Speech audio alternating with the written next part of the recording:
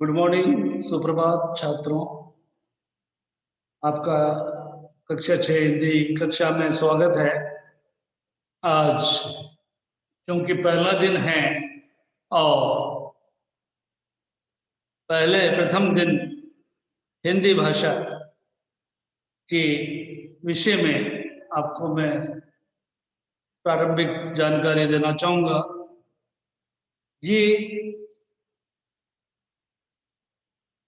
हिंदी कक्षा 6 की जो दो पुस्तक हैं आप देख रहे हैं, बसंत भाग 1 और बाल राम कथा। ये दोनों पुस्तकें आपके इस बार पाठ्यक्रम में रखी गई हैं। इनको शुरू करने से पहले संस्कृत व्याकरण के बारे में, हिंदी व्याकरण के बारे में या अन्य भाषाओं के व्याकरण के बारे में आपको जानना आवश्यक होता है। कोई भी भाषा हुई, जब तक हम उसे व्याकरण के तौर पर नहीं समझेंगे, सीखेंगे, तब तक उसको पढ़ना, बोलना, लिखना, समझना बड़ा मुश्किल होता है। तो चलिए, मैं आपको आज हिंदी भाषा की जो प्रथम सोपान, प्रथम पद यानी प्रारंभिक सीढ़ी जो होती है, वर्ण विचार की ओर ले चलता हूँ। वर्ण विचार के बारे में हम थोड़ा सा प्रकाश डालेंगे और कालांतर में कुछ समय बाद आपको ये जो है दोनों पुस्तकों के बारे में बताया जाए। क्योंकि इस बार एनसीईआरटी की जो ये दोनों पुस्तकें रखी गई हैं, इनमें अलग से कोई ग्रामर बुक नहीं आपको बताई गई। इनमें पाठों के आधार पर जो भी ग्रामर पद, व्याकरण पद निकल के आएंगे, वो हम समय समय पर आपको समझाते रहेंगे। लेकिन क्योंकि आज पहला दिन है और आपको इसके प्रारंभिक जो सोपान है, पद है, व्याकरण का वर्ण विचार, यहीं से जो है किसी भाषा की शुरुआत होती है, उसके बारे में पढ़ाता हूँ। तो चलिए, मैं आपको स्क्रीन शेयर कर रहा हूँ वर्ण विचार के बारे में। तो ये जो आप देख रहे हैं सामने स्क्रीन पे, अभी जो भी आप वर्ण विचार के बारे में पाठ्य सामग्री देखें, उसको समझने सीखने का प्रयास करें। तो चलिए, मैं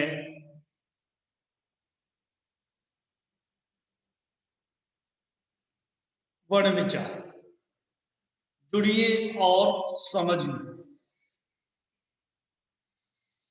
चित्र देखकर आप समझ गए होंगे कि बोलते समय हमारे मुख से अलग अलग ध्वनियां निकलती हैं। किसी भी भाषा को सीखने के लिए उसके ध्वनि समूह को सीखना आवश्यक होता है। तो ध्वनि समूह को सीखना जरूरी होता है। यही ध्वनियां वर्ण कहलाती हैं। इनके खंड नहीं किए जा सकते, इनको विभाजित नहीं किया जा सकता, इनके टुकड़े नहीं किए जा सकते। अर्थात ये भाषा की सबसे छोटी इकाई, यूनिट होती है। तो देखिए, इसमें जो ध्वनियां, जैसे कि आप पिक्चर में देख रहे हैं, एक टीचर, अध्यापक, अध्यापिका बच्चों को, बोर्ड को समझा रही हैं।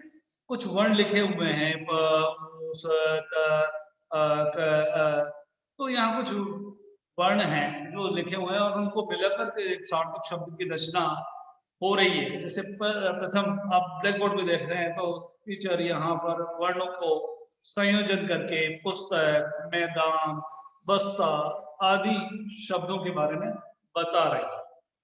तो ये जो ध्वनियां हैं, जिनके मेल से, जिनको बोल करके हम कोई भी शब्द बनाते हैं, पद बनाते हैं, वो किसी वाक्य की रचना करते हैं और एक भाषा का रूप लेते हैं।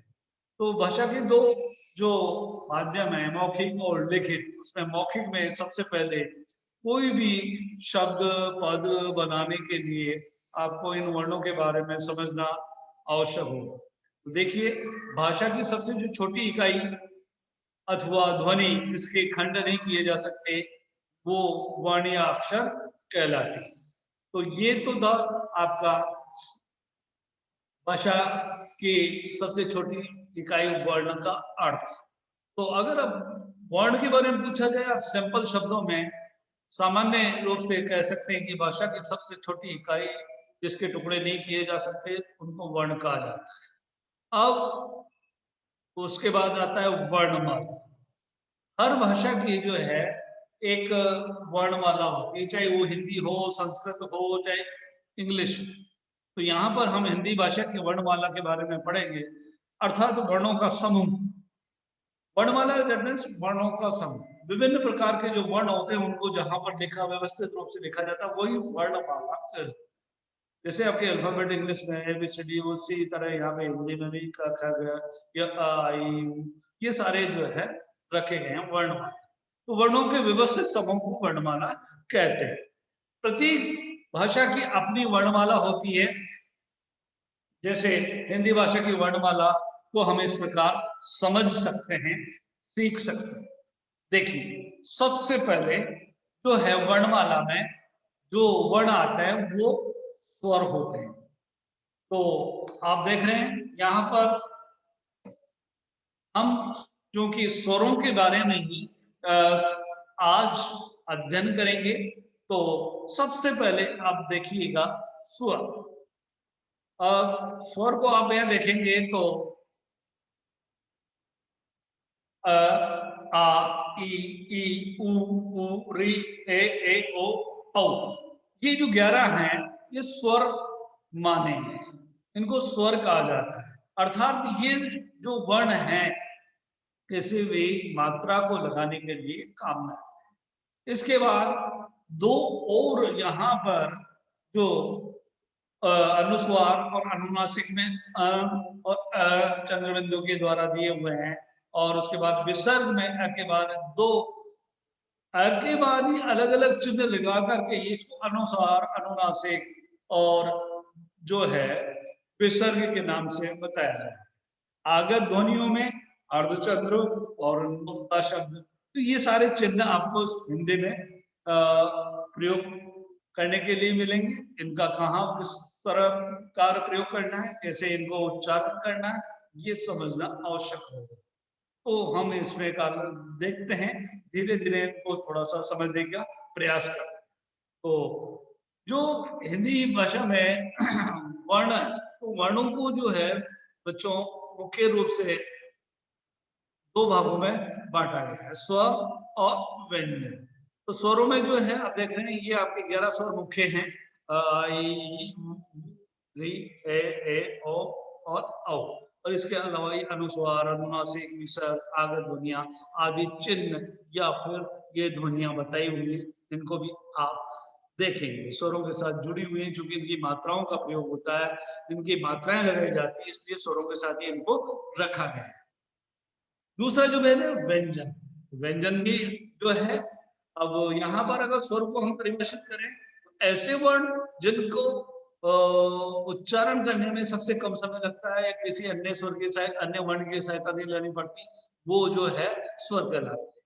तो ये आपके 11 स्वर हिंदी में मुख्य माने गए हैं। संस्कृत में 13 होंगे, लेकिन हिंदी में आपको यहाँ 11 स्वरों के बात होंगे। बाकी ये जो ध्वनियां हैं जिनको मात्राओं के रूप में प्रयोग में लिया जाता है। तो चलिए आगे देखते हैं। हम स्वरूप को अर्थ समझने के बाद जैसे बिना किसी अन्य वर्ण की सहायता के जो बोले जाते हैं, स्वतंत्र रूप से लिखे जाते हैं, वो स्वर कहलाते हैं। ये आपके सामने यहाँ पर ये थे। अब देखिएगा व्यंजन, क्योंकि हम व्यंजनों को यहाँ पर आज ज्यादा जो कुछ पढ़ेंगे नहीं, लेकिन प्रारंभिक रूप में इतना सा बताना आवश्यक है कि व्यंजन जो है 25 हैं, और इन 25 व्यंजनों को स्पर्श व्यंजन का नाम दिया गया है। साथ में 4 अंतस्थ और ऊष्म व्यंजन, तो कुल जो व्यंजन होंगे हिंदी वर्णमाला के वो 33 हो जाएंगे आपके पास। 33 वर्णों को जो है यहाँ पर इस प्रकार से जो है समझाया हुआ। ये आप टेबल देख रहे हैं, क वर्ग, क ख ग, तो 5 वर्गों में इनको बांट दिया गया है। जो प्रथम 5 वर्ग, अर्थात हर वर्ग में 5 वर्ण रखे गए, तो ये क च ट त प के नाम से जाने जाते हैं। इनको स्पर्श व्यंजन कहा जाता है 25। इसके बाद अंतस 11 लव और ऊष्म श श स ह, तो ये संयुक्त व्यंजन आदि हैं। तो चलिएगा इनको हम आगे अब स्वरों के बारे में बता देता हूँ। विशेष स्वर रहित व्यंजन दिखाने के लिए हलंत का प्रयोग किया जाता है। जो भी स्वर रहित व्यंजन होंगे उनको लिखते समय हलंत नीचे लिखा होगा। व्यंजनों का जो है उच्चारण सदा स्वरों की सहायता से होता है। री स्वर का उच्चारण रे की भांति किया जाता है। ड और ड व्यंजनों का उच्चारण ड थ ड से भिन्न होता है, अतः उच्चारण के समय सावधान रखें, जैसे डमरू, लड़का, मेंढक, पढ़ना आदि। तो ये जो है, और इसके अलावा जो नुक्ता का प्रयोग अरबी भाषा फारसी भाषा में किया जाता है। नुक्ता शब्द यानी कि एक डॉट किसी वर्ण के नीचे लगाते हैं, तो वो आप ध्यान दें। उच्चारण प्रयोग के आधार पर हिंदी वर्णमाला में वर्ण के दो भेद हैं, स्वर और व्यंजन। ये इसको आपको मैंने अभी बताया। तो जिन वर्णों का उच्चारण है ध्वनियों की सहायता के बिना किया जाता है वो स्वर कहलाते हैं, और इनका उच्चारण करते समय हवा बिना रुकावट के मुंह से बाहर निकलती है। तो ये आपके सामने जो 11 स्वर हैं, और इन उच्चारण के समय के आधार पर स्वरों को 3 भागों में बांटा गया है, जो स्वर, दीर्घ और प्लुत, ये 3 है। तो इन्हीं हर्ष स्वर, दीर्घ स्वर और प्लुत स्वर, तो ये जो है 3 भागों में विभाजित किए गए हैं स्वर। इन तीनों जो है स्वरों को जो है आप मात्राओं के रूप में प्रयोग करते हैं। तो चलिए देखते हैं हम मात्राओं को किस प्रकार से जो है प्रयोग में लाया जाएगा। तो उसके लिए हम आगे आपको मैं बताता हूँ।